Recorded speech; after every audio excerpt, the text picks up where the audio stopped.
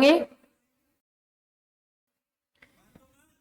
ये वीर पादौ प्रणमन्ति नित्यं ध्यान स्थिता संयम योग युक्ता देवीति शोका हि भवन्ति लोके संसार दुर्गम विषमं तरन्ति संसार दुर्गम विषमं तरन्ति संसार दुर्गम विषमं तरन्ति। जय बोले श्री आदिनाथ भगवान की, जय बोले श्री महावीर स्वामी भगवान की, जय बोले आचार्य श्री आदि सागर जी महावीर कीर्ति जय अमल सागर जी तपस्वी सम्राट सन्मति सागर जय गुरुदेव की, जय बोले चतुर्थ पट्टाधीश आचार्य भगवान सुनील सागर जय गुरुदेव की, जय बोले प्रज्ञा शमणी आरिका श्रुतमती माता जी की, 10 लक्षण महापर्व की, उत्तम संयम धर्म की।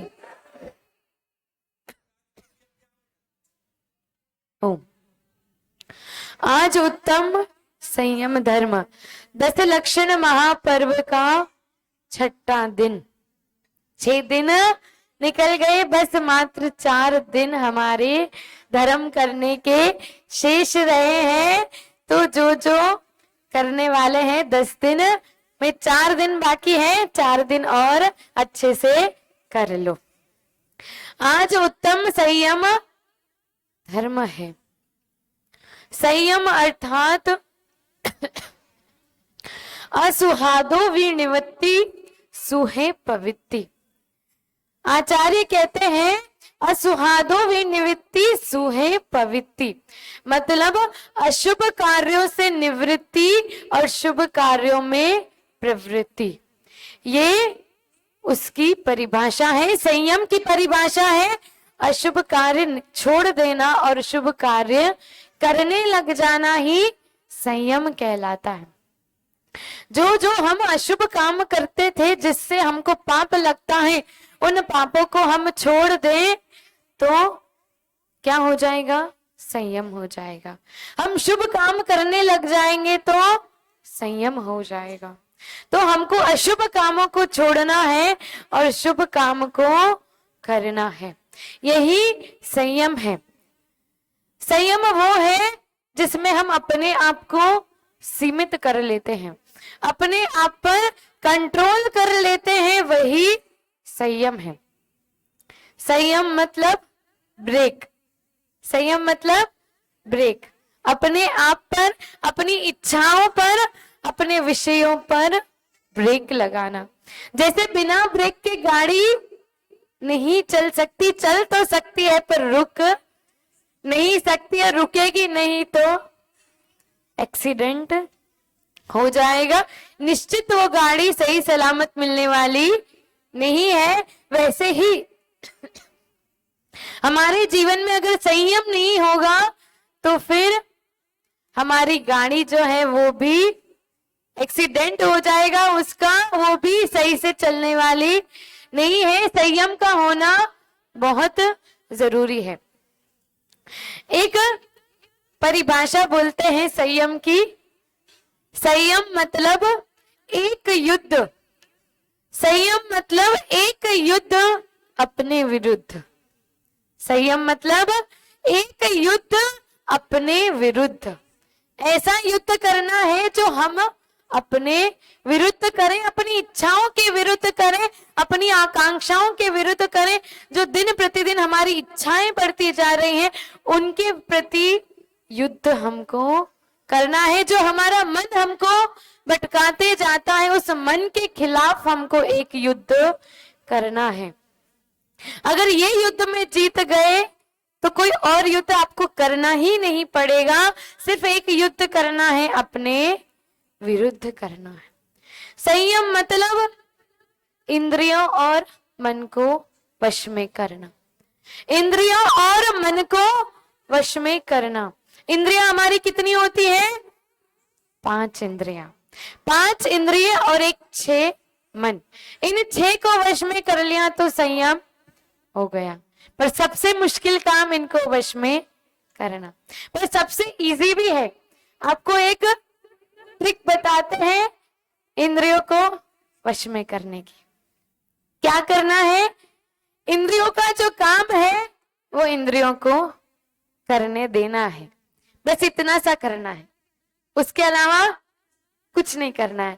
जो इंद्रियों का काम है उसको इंद्रियों से करने देना है। अब आप बोलोगे दीदी जो इंद्रियों का काम है हम उसी को करने दे रहे, आंख से देखते तो वही देख रहा है, नाक से तो हम देख नहीं रहे, कान से सुनते हैं तो हम कान से ही सुन रहे हैं, नाक से सूंघते हैं तो नाक से ही सूंघ रहे हैं, और मुख से चखते हैं तो उसी से चख रहे हैं, और कोई इंद्रियों से हम उल्टा सीधा काम नहीं कर रहे हैं। पर आपको पता है आप आंख से नहीं देखते, आप कान से नहीं सुनते, आप नाक से नहीं सूंघते, आप मुख से चखते नहीं हो, आप मन से देखते हो, मन से सुनते हो, मन से सूंघते हो और मन से चखते हो।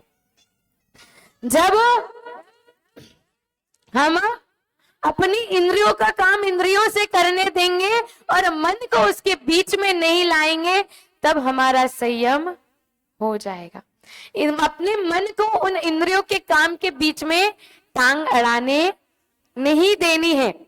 अब जैसे आंख का काम क्या है, चक्षु इंद्रिय का काम क्या है? देखना। क्या है? देखना। अब देखने को बहुत सी चीजें हैं, अभी कुछ अच्छी वीडियो आए तो हम 2-4 बार देख लेंगे, ऐसी वीडियो आ जाए जिसमें हम हो तो 8-10 बार देख लेंगे और दूसरों को भी दिखा देंगे, और ऐसी कोई वीडियो हो जिसमें ऐसा कोई व्यक्ति हो जो हमें पसंद नहीं है तो हम उसे खोलेंगे भी नहीं। जो हमारी आंख से काम क्या है? सिर्फ और सिर्फ देखना। अब क्या देखना है? अच्छा दिख रहा है, नहीं दिख रहा है, ये सब किसका विषय है? मन का। और हमने जहां मन को लगाया वहां काम खराब। तो काम खराब नहीं करना है। हम बहुत महंगे फ्लैट लेते हैं, आजकल मुंबई में फ्लैट लेते हैं तो फ्लैट का पैसा कैसा रहता है? सी फेसिंग होगा तो 5 करोड़ 10 करोड़, खाड़ी दिखती होगी तो जैसा अच्छा व्यू होगा, अगर अच्छा व्यू नहीं है तो थोड़ा पैसा कम होगा। अब हमने अच्छा 5 करोड़ 10 करोड़ का फ्लैट ले लिया, किस लिए लिया? Sea facing. किस लिए लिया? सी फेसिंग है या खाड़ी हमको दिखती है इसीलिए हमने वो घर ले लिया। अब पैसा उसका ज्यादा दिया, पैसा उसका ज्यादा दिया सिर्फ किस लिए? व्यू के लिए, सिर्फ व्यू के लिए। उसी के नीचे अगर 2 माले वाला लेता तो 2, 5, 10 लाख कम लग जाते थे, पर हमने ज्यादा दिए सिर्फ व्यू के। अब जो व्यक्ति नया आएगा हम उसको बोलेंगे देखो हमारे घर से दिखता है, हम दिन में देखे नहीं देखे, हम तो दिन में, हमारे पास तो समय ही नहीं है कि 10 मिनट जाके बालकनी में खड़े होके वो सी फेसिंग देखे। नए नए घर में आए तो 4 दिन खड़े हो जाएंगे, उसके बाद कोई हमको मतलब नहीं है।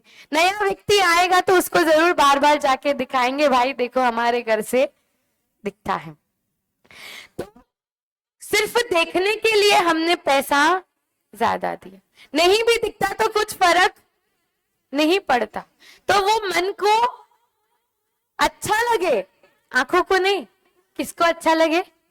मन को अच्छा लगे, इसीलिए हमने 10 लाख ज्यादा दे दिए।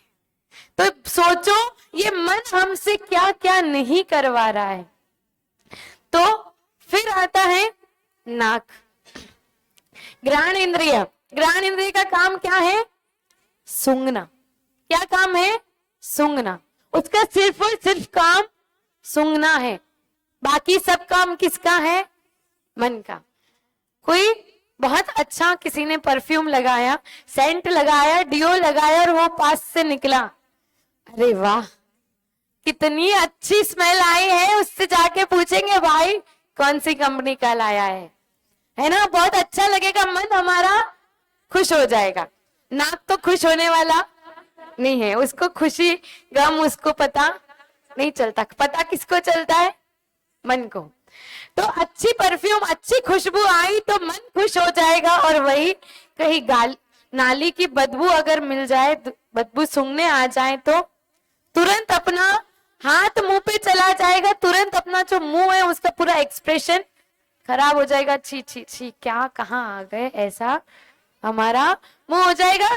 नाक का काम बस सूंघना था, अगर इंद्रिय का काम हम इंद्रियों से करने देंगे, उसके बीच में मन को नहीं लाएंगे, तो हमको कोई विकल्प, चाहे खुशबू आए चाहे बदबू आए, हमको विकल्प नहीं होगा। 5 मिनट आएगी फिर तो जाने ही वाली है। उतनी देर हमने संयम रख लिया, शांति रख ली, मन को बिगड़ने नहीं दिया, तो क्या होगा, कोई विकल्प नहीं होगा। तो हमको विकल्प नहीं करना है, इसलिए मन को बीच में नहीं लाना है। अब आते स्पर्शन इंद्रिय। स्पर्शन इंद्रिय का काम है अनुभव करना, अनुभव करना, स्पर्श करना। अब आज यहाँ हॉल में एसी लगा है, कोई व्यक्ति जिसको बहुत गर्मी लगती है उसके लिए तो वाह क्या सुकून का माहौल है, ऊपर आते से ठंडक ही ठंडक है। अब जो उपवास वाले हैं उनको ऊपर आते से ऐसा लगता है कि कब यहाँ से निकले, सिर्फ और सिर्फ एसी की वजह से, क्योंकि वो हमारे शरीर को सहन नहीं हो रही है। यही सुख है, किसी के लिए सुख का कारण है और किसी के लिए दुख का कारण है। हम एक जना सुख भोग रहा है उसी चीज को लेकर, उसी समय एक जना दुख भोग रहा है। तो ये सब किसकी वजह से है, हमारे मन की वजह से, हमारे शरीर की वजह से। जैसा जिसको अनुभव हो रहा है वैसा वैसा सुख दुख हमको मिलता जा रहा है। एसी वही है, टेम्परेचर वही है, लेकिन सबका मन अलग है, सबका शरीर अलग है और सबके विकल्प अलग अलग है। फिर आती है, कौन सी आती है बताओ, चक्षु। चक्षु इंद्रिय, रसना, रसना इंद्रिय, ग्रांड तो हो गई। रसना इंद्रिय, रसना इंद्रिय सबसे, एक बार अगर किसी ने रसना इंद्रिय पे विजय प्राप्त कर ली तो उसके बाद सारी इंद्रिय अपने आप शिथिल हो जाती है। रसना इंद्रिय सबसे ज्यादा खराब है, उसी की वजह से हम दिन रात भाग रहे हैं। क्यों भाग रहे हैं, पैसा कमाने भाग रहे हैं, और पैसा किस लिए कमाना है, क्योंकि अच्छा अच्छा खाना पीना है। घर की रोटी सब्जी हमको भाती नहीं है, होटल में जाना है और होटल में जाएंगे तो पैसा ज्यादा लगेगा, पैसा ज्यादा लगेगा तो कमाना भी ज्यादा पड़ेगा। आप सोचो आज ऐसा समय आया है कि हर व्यक्ति के घर में 10 लोग हैं तो 10 लोगों के लिए 10 आइटम अलग अलग बनते हैं। 10 लोगों के लिए अलग आइटम बनते हैं, वो बनाने वाले के ऊपर जरा सोचिए, वो तो बेचारा जो 10 में से जो बचा है वो खा लेगा, वो उसके लिए खुद कुछ नहीं बनाएगा, पर आपके लिए 10 चीजें बना रहा है। और वो किस लिए, सिर्फ आपको रसना इंद्रिय का विषय है, रसना इंद्रिय की जो लोलुपता है उसकी वजह से हमको इतना विकल्प। सुबह उठते हैं उस समय से चाय जरा सी ठंडी भी हो गई तो वापस गर्म करनी पड़ेगी, भाएगी नहीं। जरा सी नमक उसमें शक्कर कम हो गई, अदरक कम डल गई तो रसना इंद्रिय को विकल्प हो जाएगा। मुख को विकल्प नहीं होगा, किसको विकल्प होगा, मन को। किसको विकल्प होगा, मन को, क्योंकि जैसे हम रोज पीते वैसे हमको मिली नहीं। आपका मुंह आपको कुछ बोलने वाला नहीं, आपका पेट आपको कुछ बोलने वाला नहीं, बोलेगा कौन, मन। बोलेगा कौन, मन। तो उस मन को अगर कंट्रोल में कर लिया तो सारी इंद्रियां अपने आप कंट्रोल में हो गई। तो हमें अपने मन को कंट्रोल में करना है। हमको प्यास लगी है, बहुत जोर से प्यास लगी है, अब रसना इंद्रिय ने कहा पानी पीना है, पानी पीना है, लेकिन गर्मी है तो ठंडा पानी चाहिए, गर्मी है तो ठंडा पानी चाहिए। ठंडा किसने मांगा, किसने मांगा, शरीर ने नहीं मांगा, आपके किसने मांगा, आपके मन ने ठंडा पानी मांगा है। तो उस मन को बोल दो भाई कैसा भी पानी पीऊंगा, प्यास तो बुझने ही वाली है। जो पानी मिलेगा वो पी लेंगे, ठंडा बिस्लरी का पानी नहीं चाहिए। छना हुआ कुएं का पानी होगा तो भी चल जाएगा। तो जरा विचार करिए,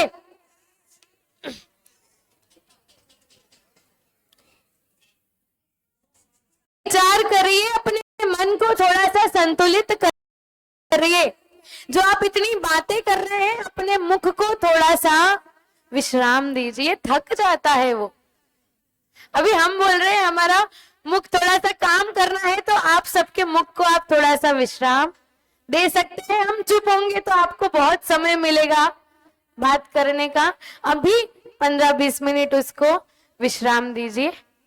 चलिए, तो अपने मुख को भी नियंत्रित करना जरूरी है। हम कहाँ बैठे हैं, किस सभा में बैठे हैं, वो थोड़ा विचार करिए। एक जना बोलता है और उसके साथ में 4 लोग बोलने लगते हैं।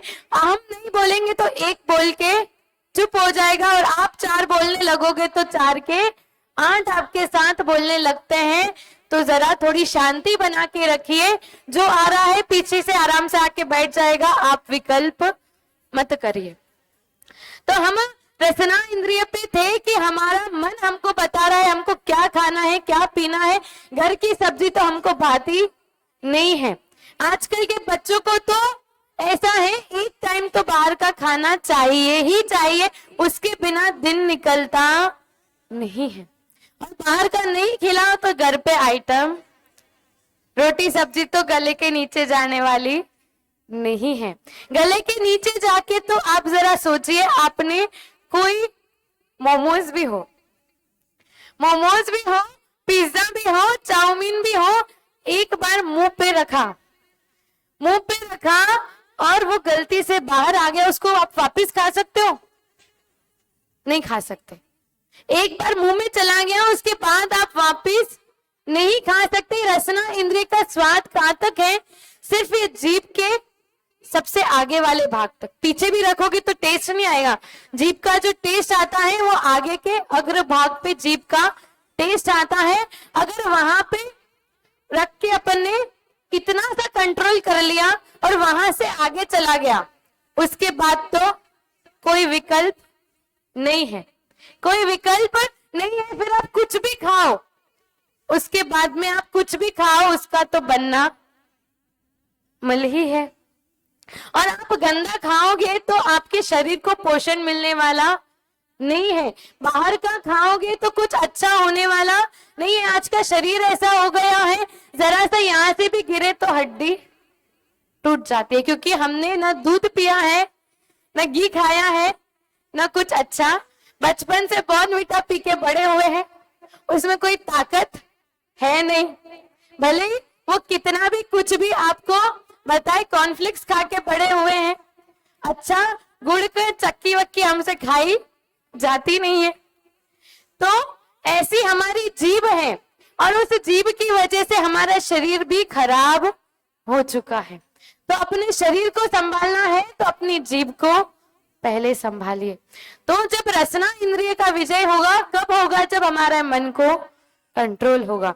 तो हमें हमारे मन को कंट्रोल करना है। कोई कुछ कहे, कोई हमारी तारीफ कर दे तो हमारे कान को अच्छा लगेगा क्या? नहीं। किसको अच्छा लगेगा? मन को अच्छा लगेगा। कान का काम क्या है? सुनना। किसी ने तारीफ करी तो हमारा मन तो कहाँ चढ़ जाएगा ऊपर, बाप रे आज तो किसी ने अच्छा बोल दिया, और वही किसी ने कुछ बुरा बोल दिया, हमने कुछ गलत सुन लिया तो कान ने तो कुछ नहीं, उसने सिर्फ सुना, उसका काम बस सुनना है। पर अच्छा लगा और बुरा लगा वो काम मन का है। अच्छा भी मन को लगेगा और बुरा भी मन को लगेगा। तो अगर मन को हमने कंट्रोल कर लिया तो हमारे सब इंद्रियां अपने आप कंट्रोल हो जाएगी। हमें अपने बस मन को कंट्रोल में लाना है ताकि सभी हमारी इंद्रियां कंट्रोल में रहे। अब इंद्रियों को कंट्रोल में लाना इतना आसान भी नहीं है। अब हमारी एक आत्मा, कितनी आत्मा? एक आत्मा, उस पे 6 चीजें एक साथ काम कर रही है। कितनी? 6। 5 इंद्रियां और एक मन। अब हम यहाँ बैठे हैं तो मन तो हमारा इधर उधर भटक रहा है, कभी कौन बच्चा रो रहा है, कभी कौन आ रहा है, कभी क्या हो रहा है। फिर उसके बाद में शोर हो रहा है, दीदी की आवाज एकदम फटी फटी आ रही है, तो कान को अच्छा नहीं लग रहा है। एट ए टाइम हमारे पास 6 आपको सूचना दे रहे हैं, निरंतर आत्मा पे निरंतर 6 इन चीजें आपको सूचना दे रही है। उसी टाइम कोई इधर उधर गया तो हमारी आंखें इधर उधर घूम गई।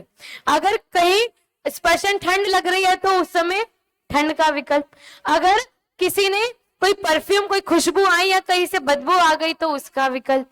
तुरंत उसी समय हमारे पास दीदी बोल रहे हैं तो वो भी बात कानों में जा रही है, कोई दूसरा बोल रहा है तो भी बात जा रही है, कानों में आवाज भी अच्छी नहीं लग रही है, किसी को खट्टा डकार आ गया, उपवास चल रहा है, कुछ हुआ और तुरंत मुंह कैसा हो जाएगा, खराब हो जाएगा। सब चीजें एक साथ। अब मन तो भटकेगा ही, कभी क्या सोचेगा, कभी क्या सोचेगा, कभी क्या सोचेगा, कभी दीदी की बात सुनेगा, कभी एसी की तरफ जाएगा, कभी खट्टी डकार पे आएगा, कभी आवाज पे जाएगा, कभी शोर पे जाएगा। एक जगह रहने वाला नहीं है। बहुत मुश्किल है, ये मन बंदर के जैसा चंचल है, उसको मन को संतुलित, उसको कंट्रोल में करना बहुत मुश्किल है, पर करना तो, ये मन को कंट्रोल कर लिया।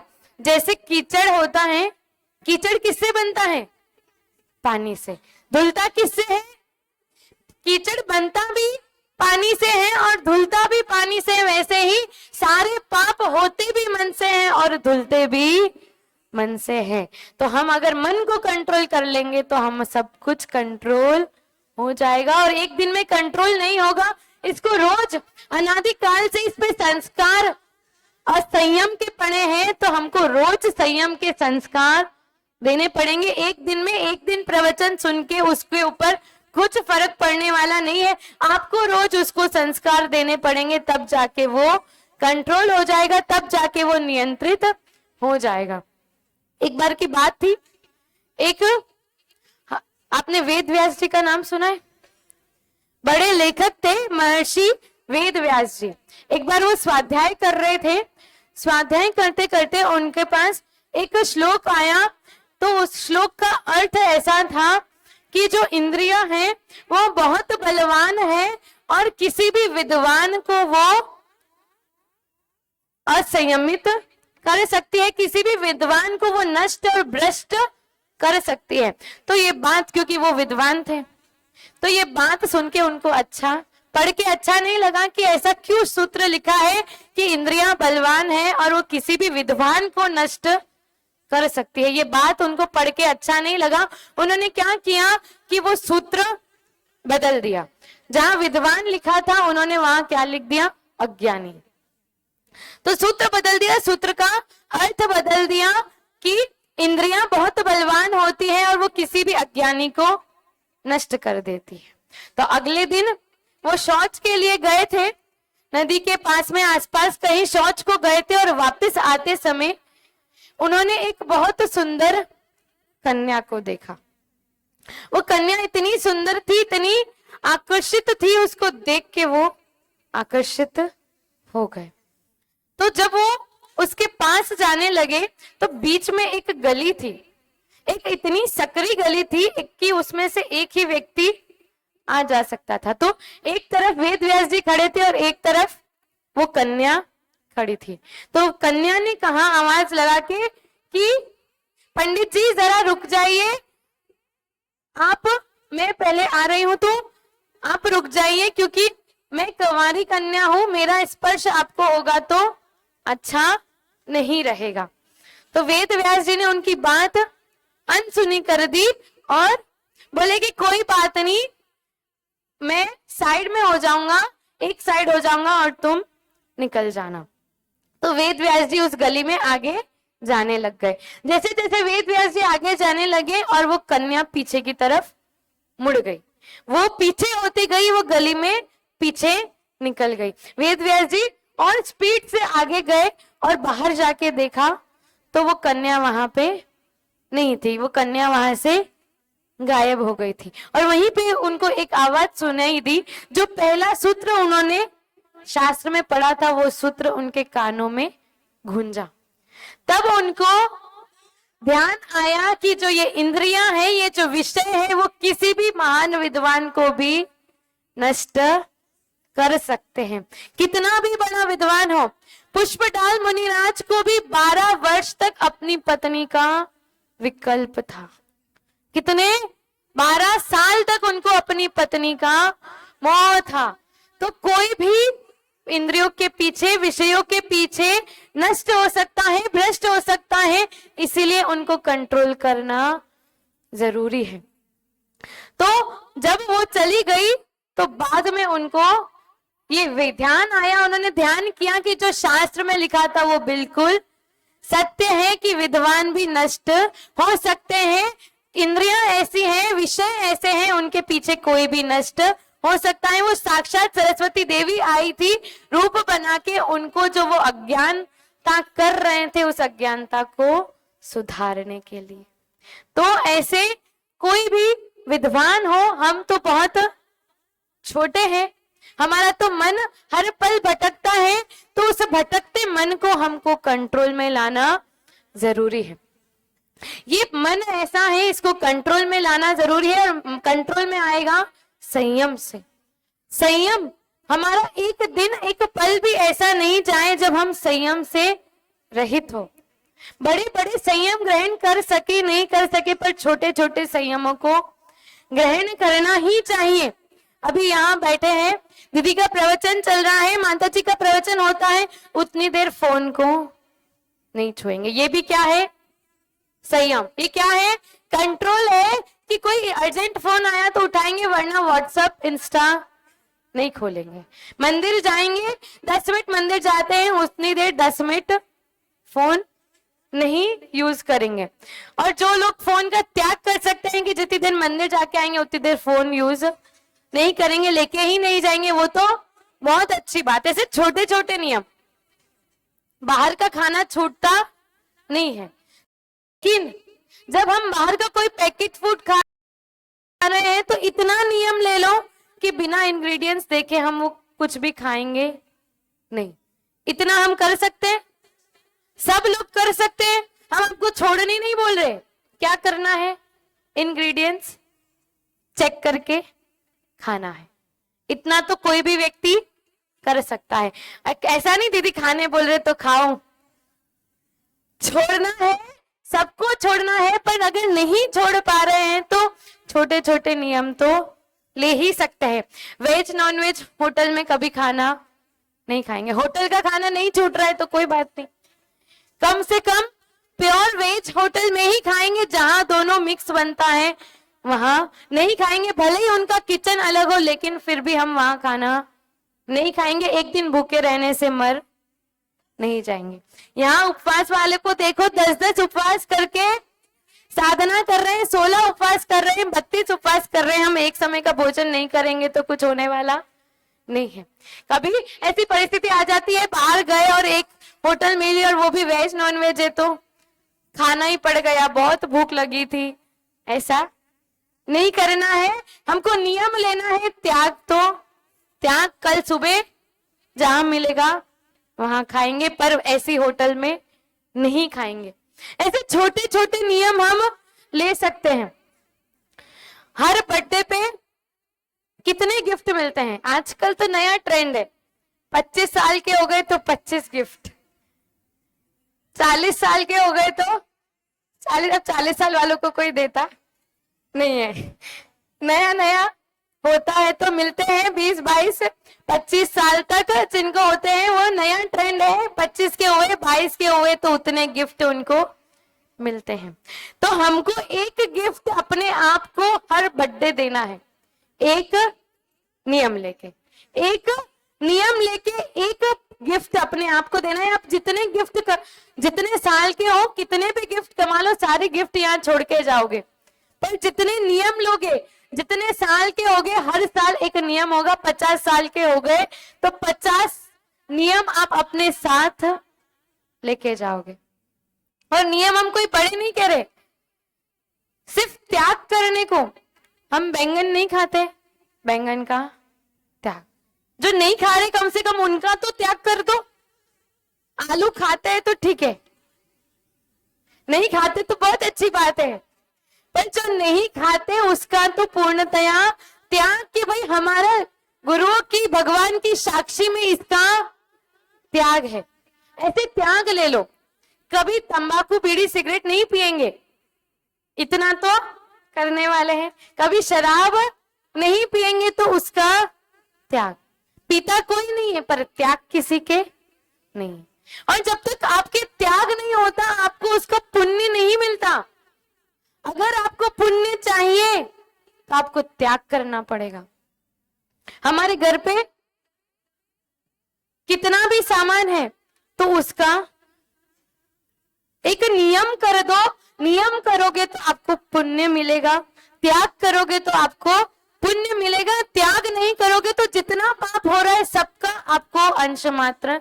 हम क्यों ले दूसरे के पाप का अंश मात्र? हमारे कम पड़ रहे क्या? हमारे कम नहीं पड़ रहे तो दूसरों का अंश अंश क्यों जोड़ते जाना है? जो खाते हैं वो रखो, जो नहीं खाते हैं उनका त्याग कर दो। तो ऐसे त्याग करते जाएंगे। हर बर्थडे अपने आप को एक नियम, अपने आप को गिफ्ट दो तो वो आपके साथ आने वाला है। अष्टमी चतुर्दशी को त्याग कर सकते हैं तो महीने में 4 दिन हम आलू प्याज नहीं खाएंगे, रात्रि भोजन नहीं करेंगे। ऐसे छोटे छोटे नियम हम ले सकते हैं। आजकल तो बिल्कुल नियम का नाम लो तो गेट से बाय बाय।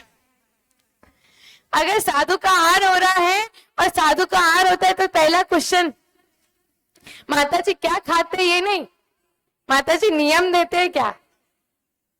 उसके बाद आहार देने आएंगे, वरना नहीं आएंगे। दूर से माता जी गेट के बाहर से वंदामी, आपका आहार निरंतराय हो, ये हमारी भावना है। ऐसा नहीं करना है, नियमों से भागना नहीं है। ये नियम ही आपको नाव बन के संसार से पार निकालने वाले हैं। जितना नियमों से भागोगे उतना संसार में डूबते जाओगे। इसलिए अगर संसार से पार होना है तो नियमों के पीछे आप भागो ताकि वो आपका कल्याण कर सके। तो एक बार की बात है, एक मुनिराज के पास में एक व्यक्ति गया। मुनिराज ने उससे पूछा, रात्रि भोजन का त्याग है? बोले नहीं। तो रात्रि भोजन का त्याग ले लो, अभी चतुर्मास चल रहा है, कम से कम 4 महीने के लिए तो रात्रि भोजन त्याग कर दो। तो वो बोले नहीं महाराज जी, हम दुकान है, हमारा व्यवसाय है, रात को 10 बजे आते हैं, त्याग नहीं कर सकते। तो मुनिराज ने कहा अच्छा 10 बजे आते हो तो 10:30 तक भोजन करके 10:30 के बाद का त्याग कर दो। तो फिर वो बोले नहीं महाराज जी, 10:30 के बाद का भी त्याग नहीं कर सकते, जब सीजन होती है तो दुकान पे 12 बज जाते। तो फिर मुनिराज ने कहा अच्छा ठीक है, 12 बजे आते हो तो 1 बजे के बाद का त्याग कर दो। अब वो बोले कि नहीं महाराज जी, 1 बजे के बाद का भी त्याग नहीं कर सकते, कभी पार्टी शार्टी में जाना पड़ता है तो 2 बज जाते घर पे आते आते। तो अब मुनिराज ने कहा अच्छा 2 बज जाते हैं तो 3 बजे तक का त्याग कर दो। तो फिर उसने कहा नहीं महाराज जी, 3 बजे तक का भी त्याग नहीं कर सकते, क्योंकि कभी कभी पार्टी में बहुत लेट हो जाता है तो फिर 4-5 कितने भी बज जाते हैं। तो फिर मुनिराज ने कहा अच्छा बहुत लेट भी नहीं कर सकते तो एक काम करो, सोते समय तो कुछ नहीं खाते तुम, तो सोते समय जितनी देर सोऊंगा उतनी देर मेरे चारों प्रकार के आहार पानी का त्याग। फिर वो बोला महाराज जी नहीं, सोते समय भी मैं त्याग नहीं कर सकता, क्योंकि सपने में भी मेरे पूरी पकोड़ा और ये सभी चलता रहता है। अब सपने में भी मुंह चलता रहता है, रात में भी मुंह चलता रहता है, तो फिर मैं उसका भी त्याग नहीं कर सकता। ऐसा हमारा जीवन है, हम कोई नियम संयम लेना ही नहीं चाहते, क्योंकि हम भागते रहते हैं। बोरीवली में 2 लड़कियां हैं, तपस्वी सम्राट से बहुत, जब से वो 10-12 साल के थे तब से जुड़े हैं। आज वो 3 बहनें हैं, तीनों बहनें ऐसी हैं, तीनों CA CS और फर्स्ट अटेम्प्ट और रैंकर, ऐसे नहीं रैंकर है सब तीनों की तीनों, बहुत अच्छे उनके कैंपस बोलते बहुत अच्छा उनका सिलेक्शन है, सीए है। हर महीने में लगभग 4 बार उनको विजिट के लिए जाना पड़ता है। कभी हैदराबाद, कभी मुंबई, कभी बेंगलुरु, कभी पुणे, कहीं ना कहीं उनको जाना ही पड़ता है। घर पे कम रहते हैं, बाहर ज्यादा रहते हैं। जब से वो 10 साल के थे तब से उन्होंने आजीवन आलू प्याज और रात्रि भोजन का त्याग किया था। कब से? जब से वो 10-12 साल के थे, जब से वो तपस्वी सम्राट के सानिध्य में आए थे, तब से उन्होंने त्याग किया था। आज वो इतने बड़े हो गए। और आप सोचो कि हमारे पास क्या होता है, हमको वहां जाना है, हमको यहाँ जाना है, सब कुछ काम करना है, तो कैसे नियम निभाएंगे? पर वो लोग अपना नियम आज तक निभा रहे हैं और अपनी पूरी जीवन वो निभाने वाले हैं, चाहे कितना भी वो आउट ऑफ घूमे, विजिट करे। ऐसे बच्चे हैं जो आउट ऑफ इंडिया जाके खुद खाना बनाते हैं पर आलू प्याज नहीं खाते। पर हम क्या बोलते हैं, हमारे पास तो बहुत सारे बहाने हैं। जो नियम पालना चाहता है वो कैसे भी पाल सकता है, बाकी जो नहीं पालना चाहता उसके तो सारे बहाने हैं। वो लड़कियां भी आज की ही है, आप ही की एज की है, आप ही की समय की है। ऐसा नहीं कि हम कोई पुरानी बूढ़ी दादी की बात कर रहे हैं, आपके एज की बात कर रहे हैं। जब वो लोग नियम निभा सकते हैं, चाहे कैसे भी होटल में जाए, जैन भोजन ही खाते हैं, रात में नहीं खाते। यहाँ रहते हैं तो सुबह और शाम दोनों टाइम का टिफिन लेके जाते हैं। सुबह की अलग सब्जी ले जाएंगे, शाम की अलग ले जाएंगे, पर सुबह ही टिफिन लेके जाते। पता है रात को आते आते लेट होगा। ये बहाना नहीं कि हमको आते वक्त लेट होता है तो रात में खाना पड़ता है। होटल में जाते हैं, विजिट पे जाते हैं, ऑडिटिंग के लिए जाते हैं, तो हमको होटल में खाना पड़ता है। आलू प्याज सबके साथ बैठते हैं तो खाना पड़ता है। ऐसा कोई बहाना वो नहीं देता जिसको नियम निभाना है। तो नियम हमको निभाना है तो कोई बहाना नहीं चलता। और जिसको नियम नहीं निभाना वो घर में रह के भी 8 बजे ही 6 बजे आ जाएगा, पर खाना कितने बजे खाएगा? क्यों? क्योंकि उसको कोई लेना देना नहीं। हमको जीना है, मौज मस्ती करनी है। एक बार जीवन मिला है, फिर ना मिलेगा, कभी नहीं, कभी नहीं। ऐसा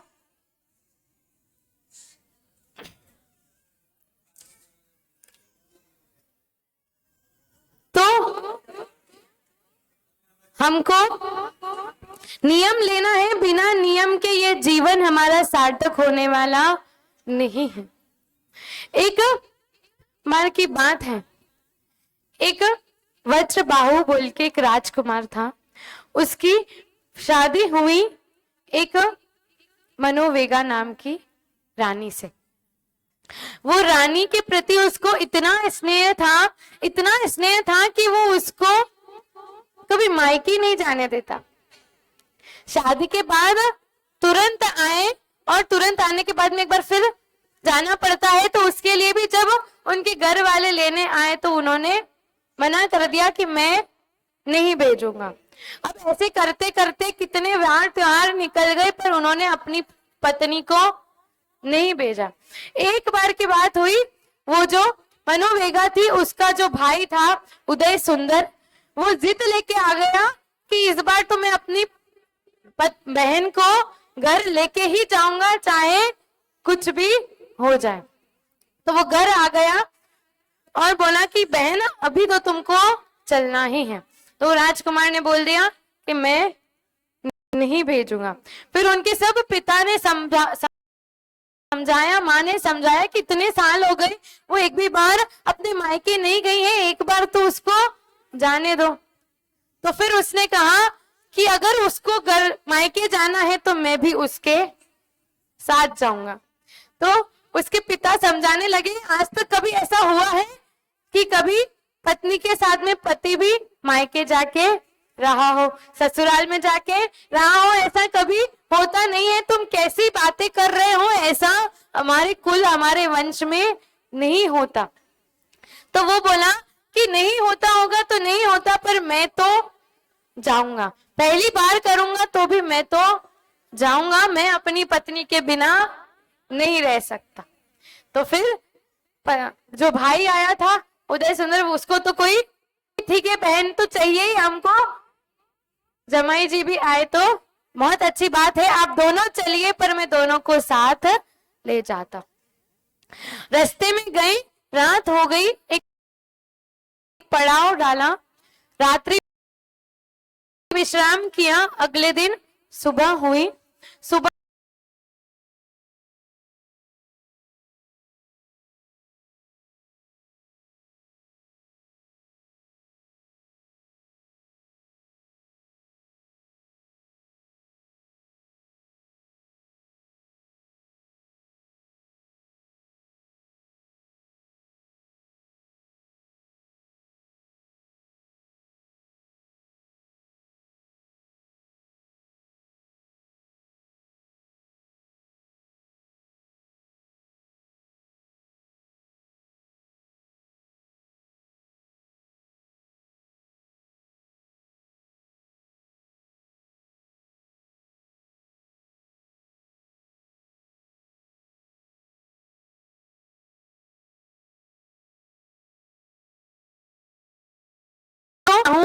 राजकुमार थे वो ऐसे ही सुबह सुबह अर्ली मॉर्निंग वॉक को निकले। अच्छी जंगल में थे तो अच्छी हवा चल रही थी, मौसम अच्छा था, तो वो निकले और निकल के थोड़ा सा आगे गए और आगे जाके उन्होंने देखे एक मुनिराज। उन्होंने जीवन में पहली बार मुनिराज देखे थे। मुनिराज के पास में जाके, मुनिराज अपने ध्यान में लीन थे, सुबह सुबह की जल्दी सुबह थी तो वो अपने सामयिक में बैठे हुए थे। वो मुनिराज के पास जाके बैठ गए, उनका रूप निहार रहे थे कि इतने सुंदर मुनिराज, ऐसे निर्विकल्प, ऐसे निर्वस्त्र मुनिराज हमने पहली बार देखे हैं। ऐसे मुनिराज देखो कितना तेज उनके मुंह पे है, कोई विकल्प उनको नहीं है। हम देखो एक स्त्री के पीछे यहाँ तक, अपनी पत्नी के पीछे यहाँ तक आ गए, ऐसे विकल्प उनके मन में चल रहे थे। उतनी देर में उनका जो साला था वो उनके पास आया। साला पास में आया और जीजाजी से मजाक करने लगा कि क्या बात है, ऐसे क्यों मुनिराज को देख रहे हो, आपको भी मुनिराज बनना है क्या? तो वज्रबाहु बोले कि जरूर मैं भी मुनिराज बन जाऊंगा, उसमें कोई तकलीफ की बात नहीं है। तो साले फिर बोले आप क्या मुनिराज बनोगे, आपको तो इतना पत्नी से स्नेह है, आप पत्नी को छोड़ के मुनिराज क्या बनोगे? तो वो बोले कि नहीं, मैं सब छोड़ के मुनिराज बन सकता हूं। तो फिर क्योंकि साला अब इतना स्नेह वाला व्यक्ति 1 मिनट में भाव बदले ऐसा कोई सोच नहीं सकता, तो साला फिर मजाक करने लगा कि अच्छा आप मुनिराज बन गए तो मैं भी आपके पीछे मुनिराज बन जाऊंगा, आप आगे चलो मैं आपके पीछे चलता हूं। तो उसने कहा बिल्कुल जरूर, एक से भले दो, अपन दोनों दीक्षा लेंगे। उतनी देर में उनको जो साला था वो तो मजाक के मूड में था, पर जो वज्रबाहु थे वो बिल्कुल मजाक के मूड में नहीं थे। तो फिर जब मुनिराज का सामयिक पूरी हुई, उनका ध्यान टूटा और वज्रबाहु ने आंखें खुलते से उन मुनिराज को कहा दीक्षाम देहि। क्या दे बोल दिया? दीक्षाम देहि। उसी समय मुनिराज ने उनको उपदेश दिया और उनका केशलोचन चालू कर दिया। अब जो साला था वो घबरा गया कि ये क्या हो गया, आप क्या कर रहे हो, कहाँ दीक्षा लेने जा रहे हो? तो वो बोले मैंने बोला था ना मैं दीक्षा लूंगा। तो बोले कि अभी तो तुम स्त्री के पीछे, मेरी बहन के पीछे यहाँ आए और अभी आप तुम दीक्षा लेने बैठ गए, कोई मजाक नहीं चल रहा। तो बोले कि मैं भी मजाक नहीं कर रहा, मुझे दीक्षा लेनी ही है। उतनी देर में केशलोच चालू हो गया और पीछे से उनकी पत्नी उनको ढूंढते ढूंढते आ गई। अब अपने पति का केशलोच देख के वो बहुत खुश हो गई। क्या हो गई? बहुत खुश हो गई, क्योंकि वो बोली अपने भाई से, भाई उसको देखते से बोला कि देखो बहन ये क्या कर रहे हैं, अभी तो मजाक कर रहे थे और अभी ये दीक्षा लेने को बैठ गए हैं। और पत्नी ने कहा ये तो बहुत पुण्य की बात है, मेरी बचपन से दीक्षा लेने की इच्छा थी, पर पिता घर बार की वजह से हमने शादी कर ली। अब वो दीक्षा ले रहे हैं तो मैं भी, क्योंकि मेरा रास्ता भी खुल गया। तो अब भाई तो इधर बहन भी दीक्षा लेने बोल रही है, उधर तो वो केशलोच को बैठ ही गए, और जिनको घर ले जाने आए वो दीक्षा लेने को बैठ गए। अब वो जो केशलोच चालू हुआ और वहीं पे उनकी दीक्षा हो गई। अब दीक्षा हो गई तो उन्होंने कहा, बहन को भी वैराग्य आया और जिया जी को भी वैराग्य आ गया। तो अब ये सब देख के, क्योंकि उसने कहा था कि भाई मैं भी, तुम दीक्षा लोगे तो मैं भी दीक्षा ले लूंगा, तो मैं घर जाके क्या करूंगा, मुझे भी दीक्षा दे दो। तो जो इधर जिया जी की दीक्षा हुई, इधर साले की दीक्षा हो गई, और वहीं पे बहन की भी दीक्षा हो गई। बोले बहन बोले कि अब पति एक घर, पति का एक घर, भाई का, दोनों ने ही दीक्षा ले ली, अब मैं भी दीक्षा ले लूं, मुझे कहीं जाना नहीं है। तीनों की दीक्षा वहीं पे हो गई। क्यों? संयम को उपजने में कहते ना देर नहीं लगते। जीवन के किसी भी पल में वैराग्य उपज सकता है, संसार में रह कर प्राणी संसार को तज सकता है। तो उसी क्षण कहा, तो वो बीवी के मोह के पीछे इतना दूर आ गया था, और एक क्षण में मुनिराज को देख के उसने दीक्षा धारण कर ली। तो संयम ऐसी चीज है, कभी भी किसी भी समय किसी को भी हो सकती है, और जब हमारे भाव हो जाए उसी समय दीक्षा ले लेनी चाहिए। उस समय विकल्प आ जाए, भाई की बातों में आ जाए, साले की बातों में आ जाए, बीवी की बातों में आ जाए, बच्चों की बातों में आ जाए, तो फंस जाओगे। कुछ आपका कल्याण होने वाला नहीं है। जिस समय सबका सब हो जाएगा, बच्चों की शादी बाकी हो या कुछ भी बाकी हो, सब हो जाएगा, रुकने वाला ऐसा नहीं। आपने दीक्षा ली तो आपके बच्चे दीक्षा लेने वाले, ना कुंवारे बैठने वाले, ना भूखे बैठने वाले, ऐसा कुछ होने वाला नहीं है। ऐसा कुछ होने वाला है क्योंकि हमको लगता है दीक्षा लेंगे तो कर्तव्य पूरे करके, अब कर्तव्य पूरे करते करते बीच में आप टपक गए तो, क्योंकि किसी का कोई भरोसा, अब यहाँ से कोई घर भी जा पाए नहीं जा पाए, कोई भरोसा नहीं है। और उसके बाद में फिर आपके घर का क्या होगा ये हम सोचते नहीं है। पर दीक्षा लेंगे तो सब सोचेंगे, भाई पोते का मुंह देख के भी जाएंगे, बिना पोते का मुंह देखे बोलते ना, असल से ज्यादा ब्याज व्यालो रवर। तो वैसा ही है, हमारा संसार छूटने वाला नहीं है। जिस क्षण हमको वैराग्य आए कि भाई बहुत हो गया संसार का, अब छोड़ दो, तो सच्ची में छोड़ दो। नहीं छोड़ पाओगे तो कभी छोड़ नहीं पाओगे। थोड़ा सा अपने जीव को, अपनी आत्मा पे संस्कार डालो संयम के, रोज एक नियम संयम हमको लो। यहाँ आए हैं तो यहाँ अभी तो कोई खाने पीने वाला नहीं। सुबह भी माता जी ने कहा कौन कौन त्याग करके आया है, 2 हाथ खड़े। अभी तो किसी को 10 लक्षण में कोई खाता नहीं है, पर हम त्याग नहीं करते, त्याग नहीं करते। त्याग बोलना करना क्या है, जिस समय पानी पिया आखिरी, अब जब तक नहीं पीऊंगा तब तक के लिए इतना ही करना है। एक लाइन बोलनी है, 2 बार नमोकार बोलना है, उसमें क्या जा रहा है, पर हमसे होता नहीं है। नियम संयम के साथ मरोगे तो निश्चित देव गति मिलेगी। एक लोमड़ी जिसने मुनिराज की बात सुन के रात्रि भोजन का त्याग किया, किसका? हम तो कितने मुनिराज को, कितने 100,000 साधु भी आके चले जाए बोल के, तो हमारे दिमाग में कुछ घुसता नहीं है, हम तो वैसे के वैसे है। पर एक लोमड़ी मुनिराज की बात सुन के उसने रात्रि भोजन का त्याग कर दिया।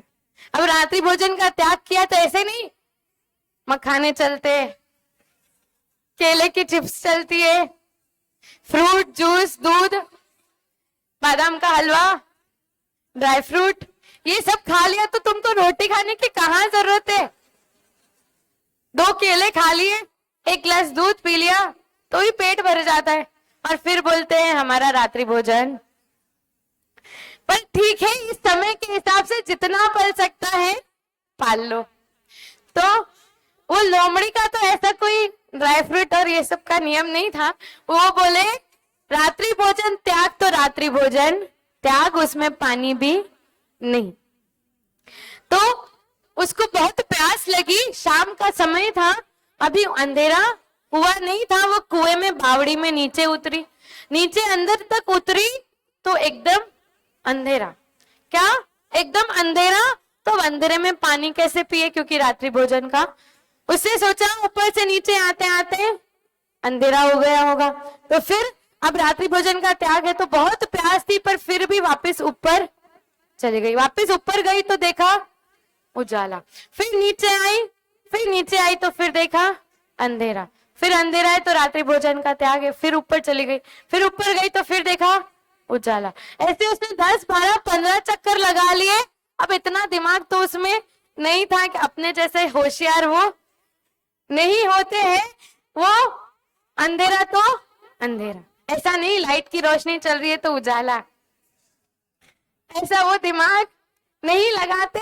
उसने तो अंधेरा ऐसे ऊपर नीचे कर करके, और इतनी प्यास की पीड़ा थी, वेदना थी उसमें। उसका नियम दृढ़ था कि मेरे को पानी रात में नहीं पीना है।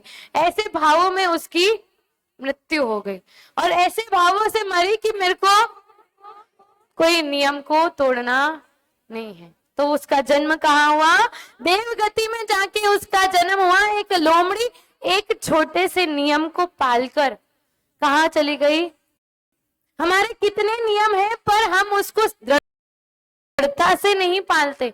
जैसा समय आता है वैसा उसको परिवर्तित करते रहते हैं। प्रायश्चित का ऑप्शन सबसे बड़ा, बहुत सारे प्रतिक्रमण तो साधुओं का होता है, तो बहुत सारे हमारे पास ऑप्शन रहते हैं। नियम टूट गया तो महाराज जी से प्रायश्चित, 100 ऑप्शन नहीं तो 8 बजे तक 10 बजे तक, जैसा हमको शेड्यूल हमारा चलता है, हम नियमों को कस्टमाइज करते जाते हैं। अपने जीवन को, अपने नियमों को अपने जीवन के हिसाब से कस्टमाइज करते रहते हैं।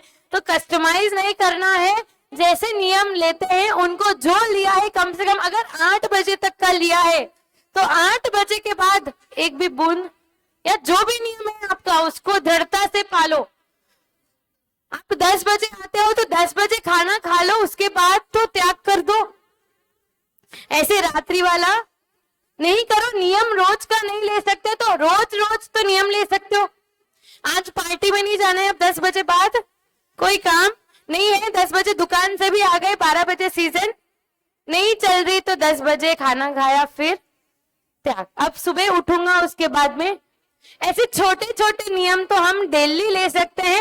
रोज नियमों को लेना है, रोज संयमों को पालना है।